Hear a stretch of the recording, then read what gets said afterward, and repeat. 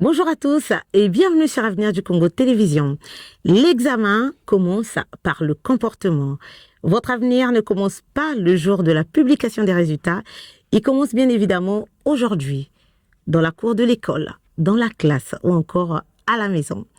Vous l'avez compris qu'aujourd'hui, nous nous intéressons à vous, chers élèves, et à tous les parents qui nous suivent sur Avenir du Congo Télévision. La délinquance scolaire, où en sommes-nous, chers amis? Et pour en parler, rien de mieux que mon acolyte. Lui, c'est Alain Ferril Manzako.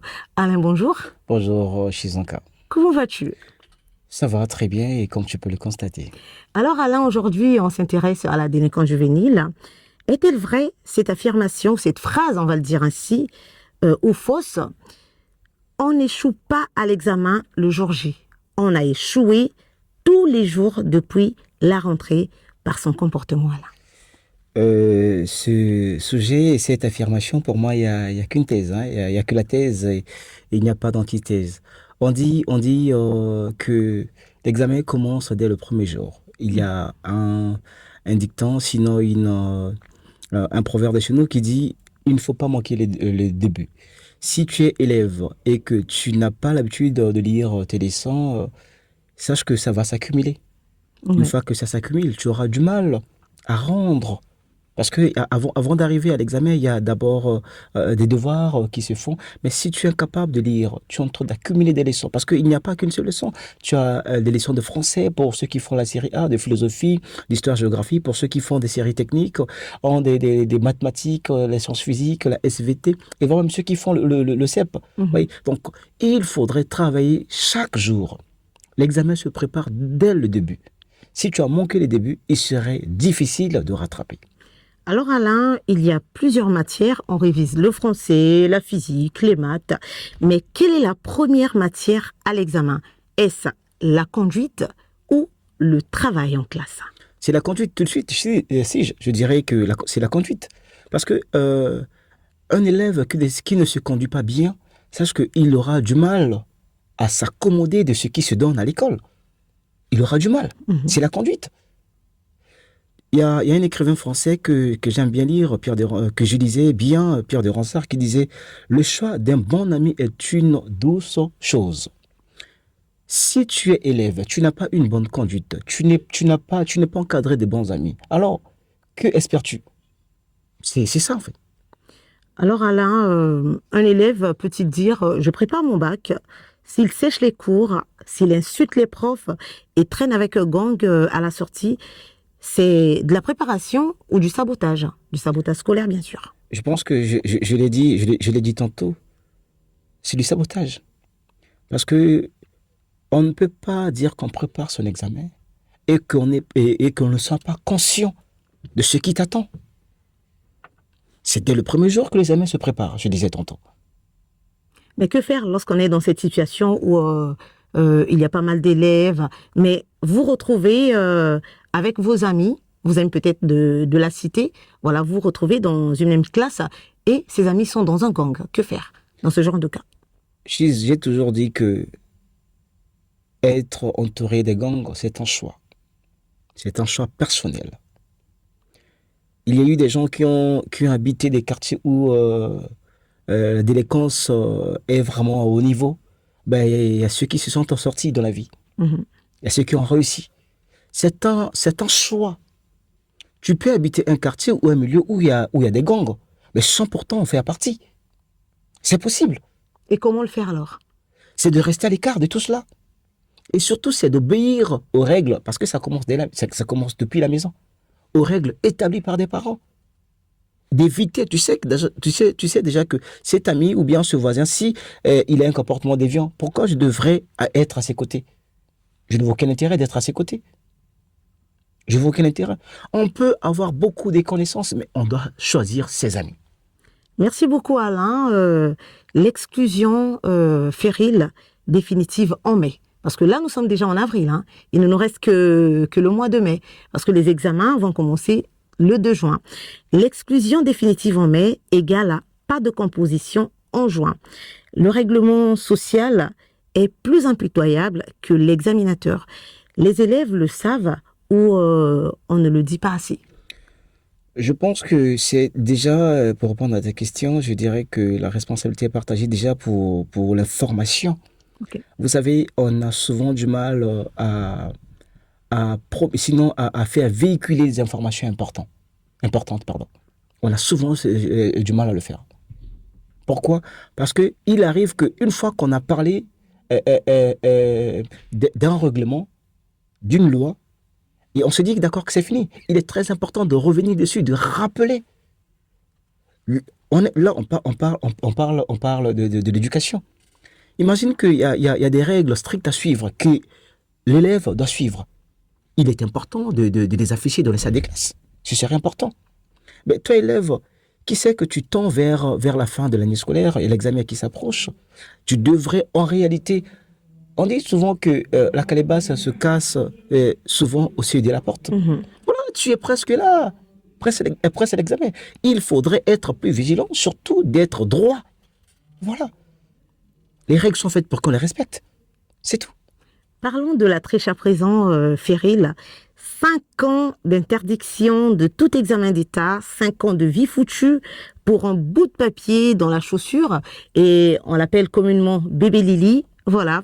Le jeu en vaut-il la chandelle pour un élève, bien sûr? C'est un jeu très dangereux.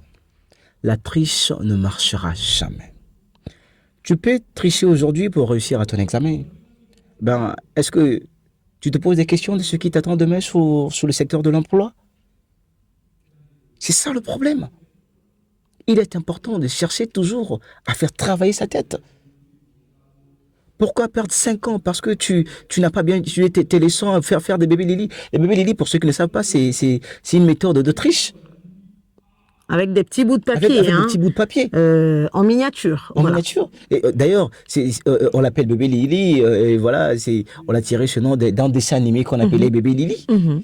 Un bébé qui parlait, qui animait, exactement. Tu vois, ça ne sert à rien. Il n'est pas encore peut-être trop tard. Je dirais ça. Il est important dorénavant que l'élève soit conscient. Conscient, je tends vers la fin. Je dois doubler les efforts s'il faut. C'est vrai que le temps reste, le temps, on a plus assez de temps, mais on peut redoubler ses efforts. Mais Alain, j'aimerais bien rappeler nos téléspectateurs, tous les parents et les élèves qui vont composer, que pour cette année, on aura la DGSP dans chaque salle d'examen. Est-ce une bonne chose pour les élèves? Shizanka, je tiens d'abord, c'est vrai que ça c'est notre émission, vous savez, la DGSP, j'ai toujours loué ce que fait la police. Malheureusement, ce n'était pas assez.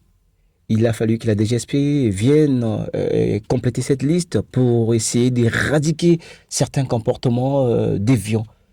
Vous voyez, quand l'élève manque de probité morale, quand l'élève n'est pas conscient de ce qui lui est important, tel que son examen, son avenir, ne mérite pas d'être pardonné. Tu peux me croire, Madame Chiz. Je pense que nous voulons. Dernièrement, j'ai une amie qui se trouve de l'autre côté de Dakar, au Sénégal. Et il est sénégalais, il m'a laissé entendre. Alain Ferril, il m'appelle Maf. Maf, autrefois, les étudiants congolais, quand ils venaient au Sénégal, vraiment, ils venaient vraiment pour étudier.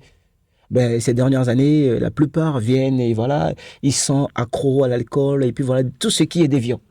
Mais Alain, pour revenir à ma question, est-ce une bonne chose d'avoir la DGSP? J'arrive, ouais. De tout ce qui est déviant. Pourquoi est-ce que je le dis? Je pense que cette mesure est très importante. Ok. Voilà. Cette mesure est très importante. Pourquoi? Pour pousser, s'il y aura des admis, et que ce soit ceux qui méritent. Parce que demain, ils auront de bourses pour aller étudier. C'est pas pour rien j'ai raconté cette anecdote. Mhm. Ce serait bien pour ceux qui vont aller étudier à l'étranger. Pas seulement. Non, je parle c'est bien pour leur avenir. Voilà, pour leur avenir. Ouais. Parce que pour ceux qui vont aller étudier à l'étranger, imagine-toi que tu as réussi à obtenir une bourse d'études à l'étranger et que tu arrives là-bas, tu n'arrives pas à travailler. Je pense que c'est une mesure très importante que le gouvernement a pris pour l'avenir de nos enfants. Et on doit rappeler à nos téléspectateurs que la DGSP ne viendra pas dans les salles de classe pour frapper qui que ce soit. C'est pour surveiller. On a toujours eu des policiers, voilà. Cette fois-ci, on a voulu mettre la DGSP parce qu'on a compris que le Congolais, aujourd'hui, on doit quand même se le dire, hein, le Congolais, lorsqu'il entend parler de la DGSP, voilà, s'aligne. Et pour veiller à ce qu'il n'y ait plus de délinquance juvénile. Je rappelle qu'on a eu des histoires comme quoi les élèves venaient en salle de classe avec des armes blanches, avec pas mal d'objets. Mais pourquoi est-ce que ça persiste jusqu'alors, Alain, ces histoires? Persister, peut-être pas. C'est vrai que ça peut encore, ça demeure encore, Oui. mais on en voit de moins en moins. On en voit de moins en moins parce que ce phénomène a été quasiment éradiqué. Shizanka, tu serais certainement d'accord avec moi. Il y a une année, voire 2 ans passés, dans chaque année, il y avait des bagarres au milieu scolaire. Au lycée de la Révolution, au lycée Thomas Sankara, à Pointe-Noire, et un peu partout. Mais cette année, à ma connaissance, j'en ai pas entendu. Là, nous tendons vers l'année scolaire. C'est quand même une réussite. C'est quand même quelque chose à féliciter. Et c'est grâce à la DGSP. Et pas seulement, à la police également. Et à la police également, on a quand même vu des postes de police, des postes de police qui existaient déjà autrefois. Je pense que la DGSP est venue tout simplement essayer de donner un coup de pouce à la police. Ouais. Voilà. Et voilà, on dit coup de chapeau à la police. C'est vrai que certains, il faut qu'on le dise, certains policiers ne font pas le travail comme il se doit, mais il y a ceux qui sont intègres, qui respectent les ordres et font très bien ce qu'on leur demande. Alors, vous suivez Avenir du Congo Télévision, chers amis. Nos journalistes sont allés sur le terrain et ils sont allés pour recueillir quelques informations. Suivant. La délinquance juvénile, c'est un phénomène très compliqué. Ça a été difficile dans le passé. Mais aujourd'hui, il y a un grand changement. Ouais, nous avons constaté qu'il y avait... c'est ce que j'ai dit tout à l'heure, avec l'arrivée de la DGSP, ça a été comme un ballon d'oxygène. Voilà. La DGSP arrive plutôt, voilà, tout ce mouvement-là s'arrête. Et donc, nous constatons cela de moins en moins, mais beaucoup plus entre les élèves. C'est-à-dire, ça c'est normal. Un élève n'apprécie pas qu'un autre le provoque, et puis voilà, ça se parle, ça nous pouvons calmer. Mais un élève ou des élèves qui quittent un établissement pour un autre établissement, non.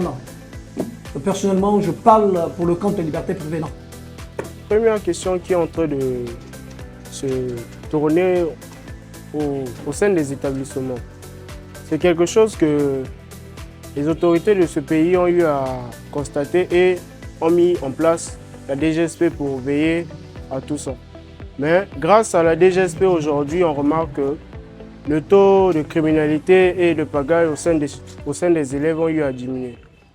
Excellent retour sur ce plateau d'Avenir du Congo Télévision. Nous sommes en train de débriefer sur la délinquance juvénile, chers amis. Je suis avec Alain Ferril Manzako. Alain, les parents ont une grande responsabilité dans cette histoire. Parce que les parents, déjà, ils payent les TD, ils payent les fascicules, les répétiteurs. Mais, chers parents, est-ce que vous consacrez quand même du temps avec vos enfants? Est-ce que vous arrivez à échanger? C'est la question que je vous pose à l'instant.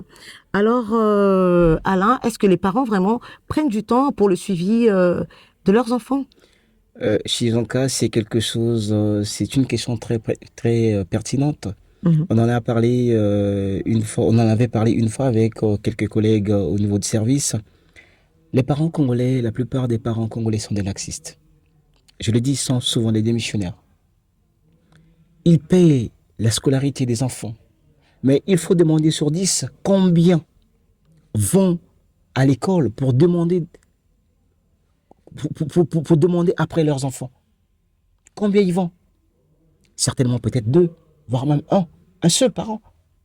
Et souvent ils délèguent des oncles, des grands frères, et une fois que le grand frère arrive sur place, on lui fait état de l'enfant, comment est-ce qu'il se comporte. Arrivé à la maison, l'enfant peut soudoyer son grand frère, grand se donne temps, et puis voilà, il ne faudrait pas que ça arrive aux oreilles des parents. Non, il est important, au moins une fois par trimestre, voire peut-être une fois l'année. Ou une fois le mois, pourquoi pas. Voilà. Non, Voilà. le mois, ce serait peut-être trop Qu'il y, demandé.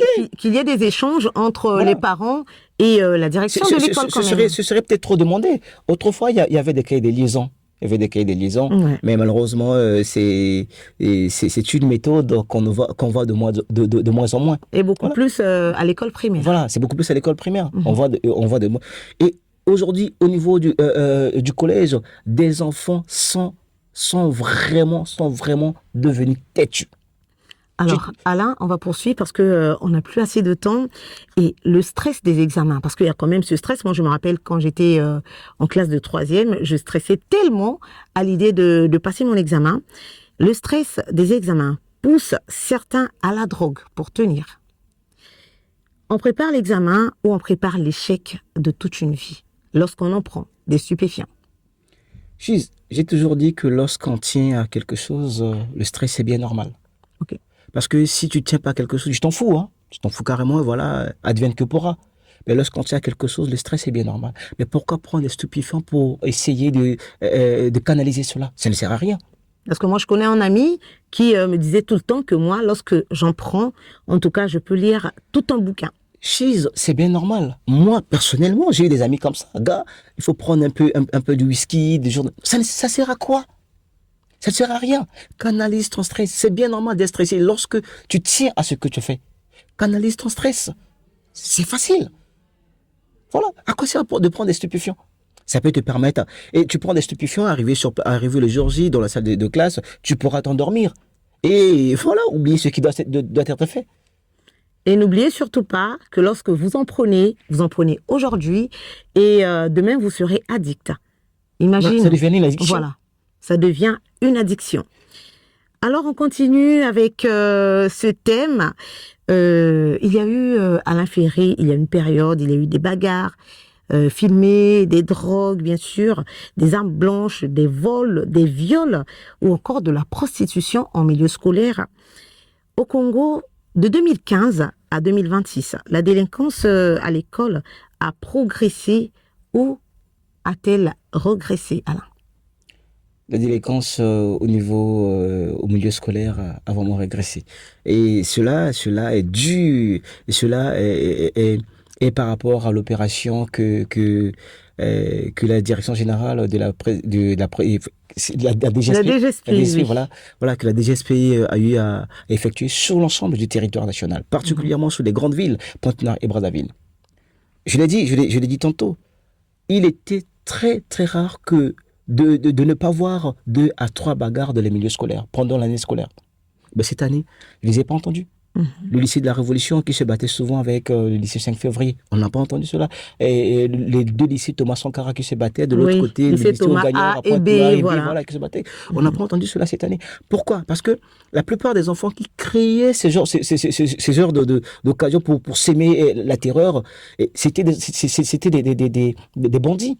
Voilà, c'était ces délinquants. Mais puisqu'on a éradiqué ce phénomène, ils ne viennent plus dans les milieux scolaires. Il y a vraiment un changement. Alors Alain, qu'est-ce qui fabrique un délinquant en uniforme? La pauvreté à la maison, la violence sur les réseaux, l'absence des parents ou l'école qui n'a plus d'autorité, Alain? Je pense que dans tout ce que tu as cité, ni la pauvreté, ni l'absence des parents, ni le manque d'autorité au niveau scolaire peut occasionner, peut pousser un élève à devenir délinquant. Je ne vois pas. Et qu'est-ce qui pousse un élève à devenir délinquant? Ce sont des mauvaises compagnies. Des mauvaises compagnies. Mais tout à l'heure, tu as dit que ça commence à la maison. Si un enfant est bien éduqué, je ne pense pas que cet enfant ira s'associer à des délinquants à l'école. Il y a de ces enfants-là à la maison sont des saints. Mais une fois qu'ils quittent, il sort du périmètre de la parcelle, il devient une autre personne. On en a vu, Chise. On en a entendu. Mais ne penses-tu pas que les parents ont une certaine responsabilité là-dessus? Justement. Et l'école également? L'école, bien sûr. Je pense que l'école continue à punir. Et la plus grande responsabilité revient toujours aux parents. Revient toujours aux parents, la plus grande responsabilité. Est-ce que les parents connaissent réellement leurs enfants? J'ai parfois l'impression que ceux qui sont à l'extérieur connaissent parfois mieux les enfants que leurs propres parents. Voilà. Alors Alain, comment on est passé du maître craint et respecté d'autrefois au prof frappé, filmé et posté sur les réseaux sociaux? Le téléphone a tué le respect ou il a juste montré qu'il était déjà mort depuis longtemps? Le téléphone n'a pas tué le respect. Le téléphone est venu certainement essayer de mettre sur la surface ce qui se faisait en profondeur. Mhm. Je pense que c'est ça, pour être bref. Alors, doit-on interdire le téléphone au milieu scolaire? C'est une très bonne question. Le téléphone doit être interdit au milieu scolaire parce qu'il y a certaines choses qui ne devraient pas. Vous savez, lorsque nous exposons nos faiblesses à l'échelle mondiale, cela éternue notre réputation. Les téléphones, parce que je ne vois pas, récemment on a vu des vidéos qui ont circulé sur les réseaux sociaux, et je ne voudrais pas le dire ici, deux élèves qui se donnaient à des pratiques, des pratiques malsaines. Ils se sont filmés, mais on a balancé ça sur les réseaux sociaux. Mais c'est une honte pour l'éducation nationale. C'est une honte pour les écoles congolaises. Les téléphones devaient être interdits. D'ailleurs, on les interdit. Mais je me pose une question. Comment est-ce que certains arrivent à faire entrer des téléphones au milieu scolaire? Est-ce parce que l'école n'est pas très regardante? Certainement. Sans doute. Sans doute. Et est-ce que certains surveillants, je ne confirme rien, mais c'est ce que ces élèves eux-mêmes disent, que certains surveillants collaborent avec des enfants. Les enfants sous doigt les surveillants. Oui. Les enfants les surveillants avec des petits billets, d'accord, bon, laisse-moi entrer avec mon téléphone, bon, monsieur le surveillant, détenez mon téléphone, une fois que je serai à l'intérieur, vous me le passez. Ok. Alors Alain, un élève délinquant à 14 ans, c'est une victime de la société ou un futur danger pour la société. On doit le plaindre ou le sanctionner. Un délinquant de 14 ans, je pense que on doit le rééduquer. Je dirais comme ça, Madame Chiz. D'accord. Parce qu'il y a le centre d'Aubeville qui venait d'ouvrir ses portes. Je ne sais pas si c'est déjà fonctionnel. Ces enfants-là, on devait le mettre quelque part, les rééduquer. Parce qu'on ne sait jamais. On a vu des gens qui étaient des grands bandits, des bandits de grand chemin, mais qui se sont repentis avec le temps et qui aujourd'hui servent la République. C'est possible de rattraper ces enfants-là. Afin de les réinsérer. Effectivement. Ok. De les réinsérer, excusez-moi. Alors, un chef d'établissement qui exclut 20 délinquants. 20 délinquants pour en sauver 1000. Alain, c'est un héros ou quelqu'un qui abandonne ses élèves ou ses enfants? Mettez-vous à la place de ce directeur. Chiz, moi j'ai toujours dit que ceux qui viennent semer la terreur au milieu scolaire ne viennent pas pour étudier. Ne viennent pas pour étudier. Lorsqu'on sait, on vient pour un objectif, certainement, on va mettre de côté tout comportement déviant. On doit avoir une bonne probité morale. Ces élèves-là, c'est mieux sinon de mettre à côté 20 pour en sauver 1000. C'est possible, c'est mieux. C'est mieux, Chizanka. Alors lentement, mais sûrement Alain, nous tournons vers la fin de notre entretien. C'est vrai que on n'a pas pu poser toutes les questions parce qu'on a eu également le retour des parents qui nous ont questionnés sur les réseaux sociaux. Alain, qui a le plus grand rôle pour stopper cela? Est-ce les parents, l'État, les profs, les élèves eux-mêmes? S'il fallait voter, tu voterais pour qui? Les enfants ne font que ce qu'ils veulent. Ça, c'est connu. Ben, c'est aux parents, c'est au gouvernement, c'est aux éducateurs d'être regardants pour essayer d'étudier chaque enfant s'il faut. C'est quelque chose qui n'est pas facile, s'il faut. Sinon, d'étudier chaque groupe d'enfants, que chaque enseignant ait un regard bienveillant, sinon surveillant sur ses élèves. Je pense que, et c'est que chaque parent puisse avoir un regard bienveillant, sinon un regard surveillant sur ses enfants, et l'État également puisse bien jouer son rôle. Je pense que nous allons sauver nos enfants. Alors Alain, un dernier message, car dans 2 mois, les élèves, moi je pense que dans un mois, parce que je compte pas le mois d'avril, c'est quelques semaines ou 1 semaine et demie. Dans un mois, c'est l'examen.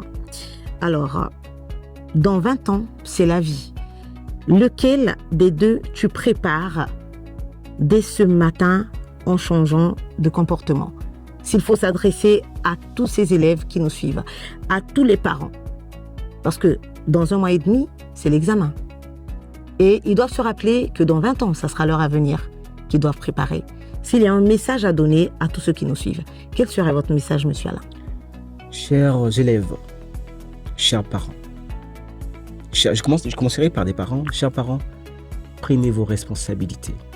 Si le travail vous empêche de veiller sur vos enfants, sachez que vous avez échoué. Chers élèves, à vous, je dirais ceci. La jeunesse, c'est pour semer. La vieillesse, c'est pour récolter. À vous d'en tirer des leçons. Merci, Chizanka. Merci beaucoup à toi, Alain, et merci à toute l'équipe technique. Merci à vous qui nous suivez tous les jours sur Avenir du Congo Télévision. N'hésitez surtout pas à liker, à commenter et à partager toutes nos publications. Et je vous souhaite une très bonne journée et au revoir.